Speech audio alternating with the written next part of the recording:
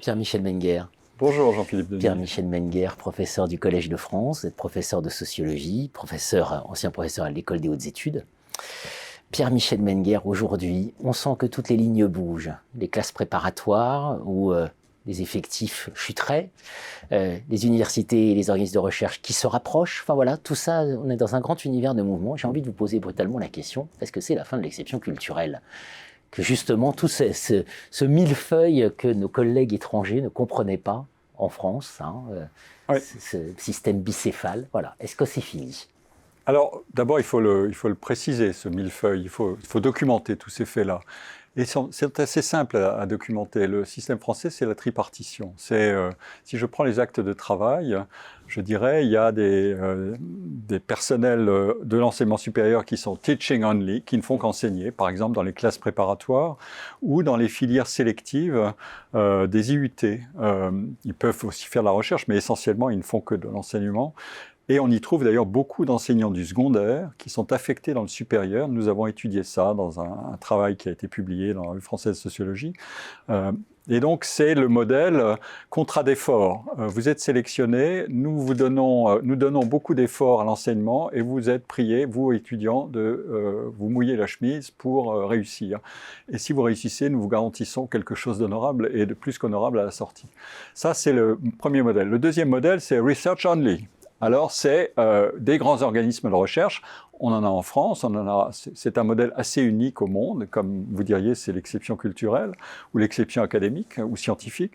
Et on en a, vous les connaissez comme moi, CNRS, INRIA, INSERM, CEA, INRAE, etc.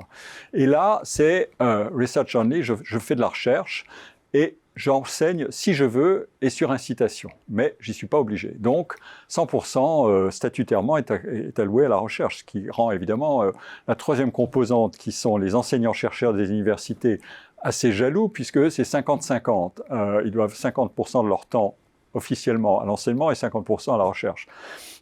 Et on les trouve évidemment dans les universités, on les trouve aussi dans les grandes écoles publiques, les grandes écoles de commerce, Sciences Po, etc., des grands établissements, l'école des études en sciences sociales, avec une distinction selon que les établissements sont ou non sélectifs et qu'ils peuvent en quelque sorte s'appuyer sur la qualité de leurs étudiants, puisqu'on sait que la qualité du public étudiant est une contribution directe à la valeur des actes d'enseignement des enseignants eux-mêmes.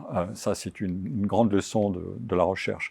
Alors, est-ce que ce modèle-là fonctionne ? C'est la question. C'est la question. Est-ce que ça fonctionne ? Eh bien, c'est un modèle qui, comme vous l'avez rappelé au début, est un modèle sous tension croissante.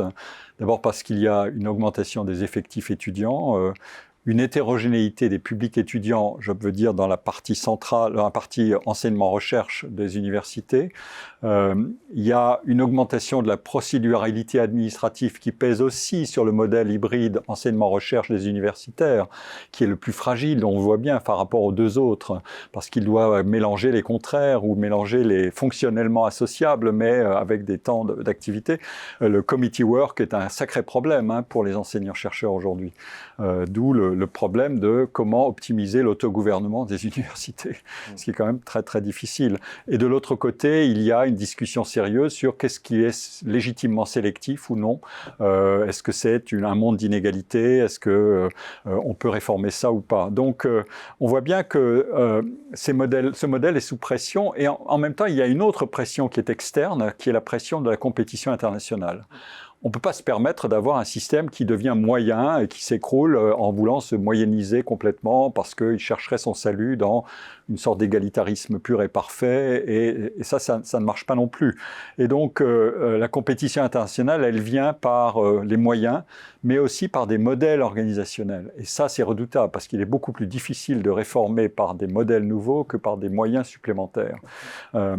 Et donc, quelle est la solution, une des solutions qui a été tentée en France et qui, d'une certaine manière, contribue à aller un au-delà de ce que je viens de décrire, c'est cette fameuse création des grands établissements d'enseignement et de recherche. Vous êtes à Saclay, moi je suis à PSL, au titre du Collège de France, nous appartenons à PSL. Il y a Strasbourg, Bordeaux, l'Université de Lorraine, Grenoble, etc. Donc une association de toutes ces composantes qui, il faut le comprendre, c'est une sorte de millefeuille institutionnel incroyable, parce que l'histoire du du système français, ça a été une histoire non pas de modèle homogène qui grandit, mais de différenciation et de fragmentation. L'école libre des sciences politiques, l'école des hautes études, le Collège de France il y a très longtemps, en 1530, contre la Sorbonne, donc des rivalités qui se manifestaient ou des besoins d'innovation par des séparations et des fragmentations. Et maintenant, on se dit non, ce modèle ne tient plus la route, donc il faudrait peut-être le réunifier. Mais les organismes de recherche ne sont pas prêts à vendre leur âme purement et simplement à ces grands ensembles, maintiennent des statuts, et donc la grande question c'est, est-ce qu'il y a vraiment convergence dans ces grands ensembles que nous évoquions à l'instant, Saclay, PSL et compagnie, après toute cette époque de différenciation et de fragmentation, est-ce que quand on enlèvera tous les échafaudages qui ont permis de construire tout ça, on verra ensuite un paysage à la française au lieu d'une sorte de vaste bazar institutionnel et organisationnel? Mais l'autre question, c'est est-ce qu'on peut faire converger un modèle sous le double et contradictoire impératif qui est équité et excellence? C'est ça le grand défi. Et si vous rajoutez que le défi est celui aussi de la visibilité internationale, voilà, on a un agenda que Sylvie Retailleau peut mettre sur son bureau et je suis sûr qu'elle en est plus consciente que beaucoup d'autres puisqu'elle a dirigé Paris-Saclay. Et donc, voilà. L'épreuve du temps vient, voilà, l'échafaudage bientôt. Exactement, oui. Et donc, on est curieux de voir comment tout cela va tenir. Absolument. Merci Pierre-Michel Menger. Merci à vous.